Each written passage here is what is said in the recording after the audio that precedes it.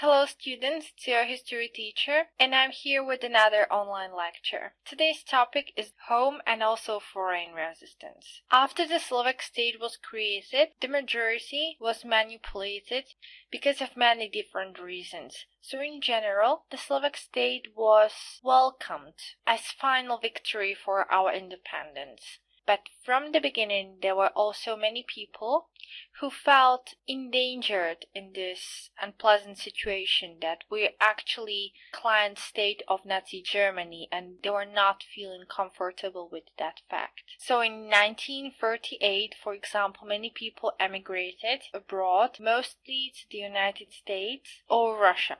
These people who left the country started to establish the centers of foreign resistance of Czechoslovakia. The most important centers were two, one in London and one in Moscow. The London center was democratic and represented by Edvard Beneš and government in exile. Everything was organized from outside. There were negotiations with the Allies, and they created Czechoslovak forces, and famous was also role of the Czech and Slovak pilots in Royal Air Force. Probably all of you heard of our pilots in the British Air Force. On the other hand, Moscow Center was communistic, represented by Klement Gottwald, the leader of Communist Party of Czechoslovakia. Their opinion was that fighting should be organized like inside. So it was opposite of what London Center thought. They were forming illegal groups, and also in Moscow Center there were more Slovaks than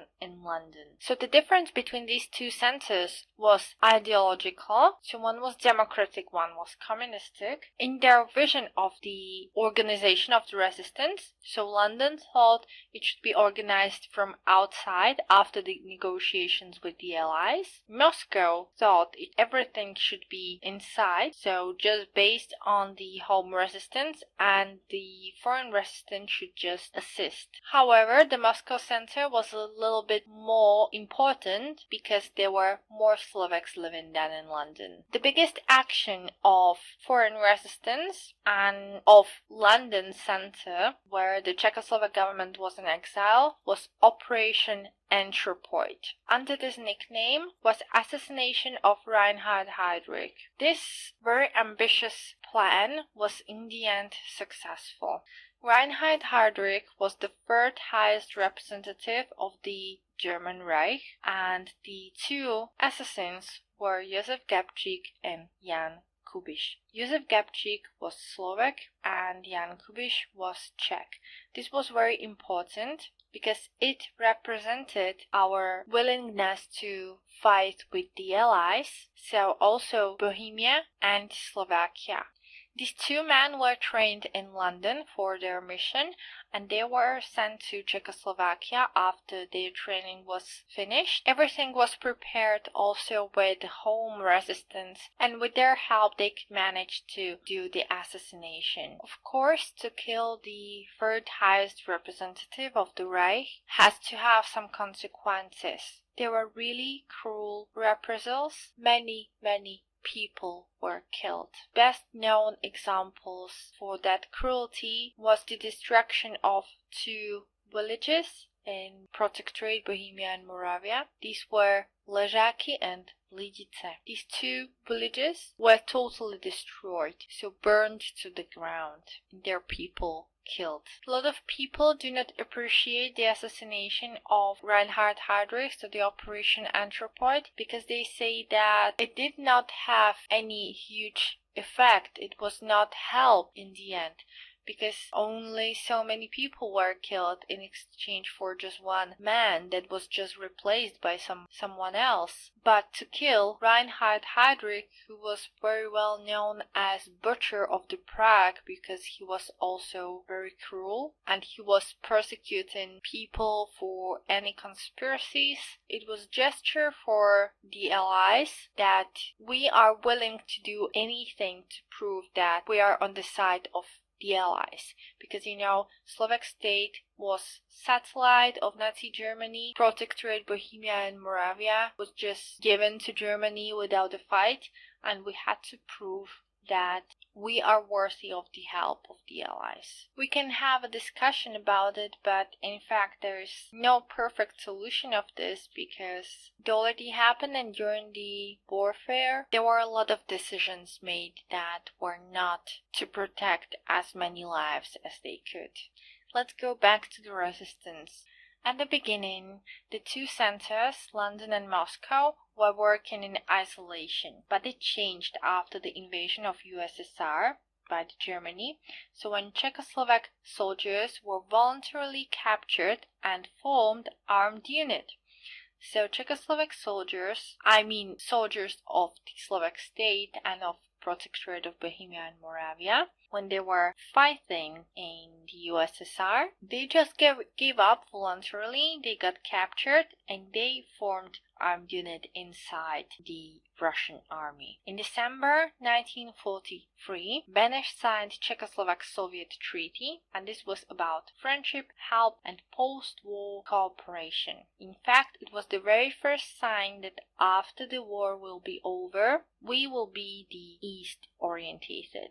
After we mentioned the Allied conferences, after we had it in the previous test, you know that already after 1943, political leaders were already seeing the things in the bigger picture. So they were looking into the future, what will happen and what is the best for them. So by this treaty, Beneš decided about our future, that we will be more east-orientated in exchange for the help of the USSR with the liberation of Czechoslovakia. In 1944, the unit was the first Czechoslovak army corps that was under the command of Jan Nálepka and Otakar Járos. These two were very important commanders in Czechoslovakia. There are many streets named after Jan Nálepka, so he was captain, and this first Czechoslovak army corps was then also liberating our territory. Now let's go to the home resistance that was divided to communist and civil. Communist was Moscow orientated, and the representatives were Schmidtke, Husák, and Novomysky. These were communists, and in the idea that communism was the exact opposite of the fascism, they formed the resistance in the very beginning of the Slovak state, and they were cooperating with the Moscow foreign resistance. On the other hand, civil resistance was London orientated, and the representatives were Joško Ursini and Letrich. There was also Christian resistance, as I mentioned, but this one was just peaceful, and they were helping by, for example, baptizing the Jews, hiding them in monasteries, and so on. So when I will ask you what kind of groups of home resistance were in Slovak state, there were communist and civil groups. These two groups of home resistance were from the beginning also in isolation, but on December 25th, 1943, they met and they signed the Christmas agreement that created Slovak National Council. So they united by this agreement and they created one national council that was founded to control the home resistance, to unite all of the people for the future of our country. Okay, now I have some pictures for this topic. I will start from the right. So you can see in the top on the right side, photograph of Reinhard Heydrich, who was like the governor of the Protectorate Bohemia and Moravia. So he was in Prague, and he was nicknamed Butcher of the Prague because he was cruel in suppressing the, let's say, rebellions in controlling these protectorate. Next to this photo is the photograph of his car after the assassination. How did they do it?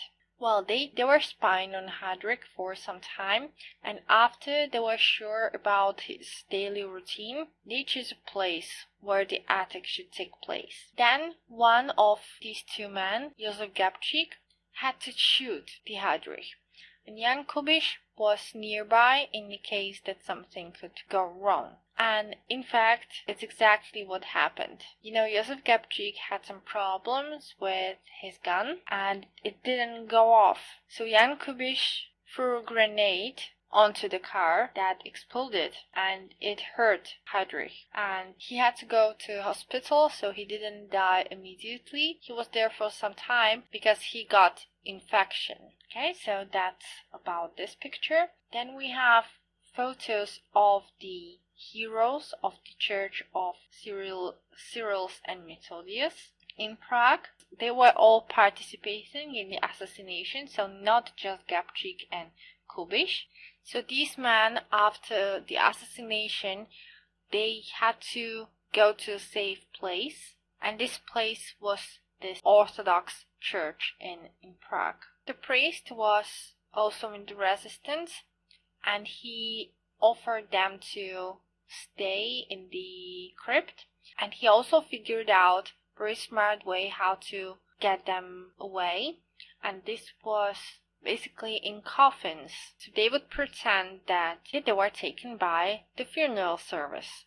Everything was prepared, but there was a betrayal, and the Nazis found them in the church, and after long hours of fighting for the church, all of these men died in the end in the church, and there is the memorial of this fighting. So you can see it in the very last picture that is in the bottom on the left. I was there, and I recommend it to everybody because you can go to the crypt, and also just you can still see it in the church. It has great atmosphere, and downstairs there's a museum, and you can also visit the crypt. Josef Gabčík was originally from Polusy, that is very near Žilina, and there was also a wreath from Žilina. So I really recommend it for your next visit of Prague after this corona crisis will be over. And it's very interesting story, and I think it's great that it was noticed by film producers also abroad, and there was a great movie made that will be your homework to watch. So it's Anthropoid because of the operation that was called like that, and we will all watch that movie and we will have discussion after that. Now you have plenty of time, so I think this is the best way how to learn about history of the 20th century, because at least we have a lot of records and a lot of really great but sad movies. So with this, I will say goodbye. So stay healthy, stay strong, and goodbye.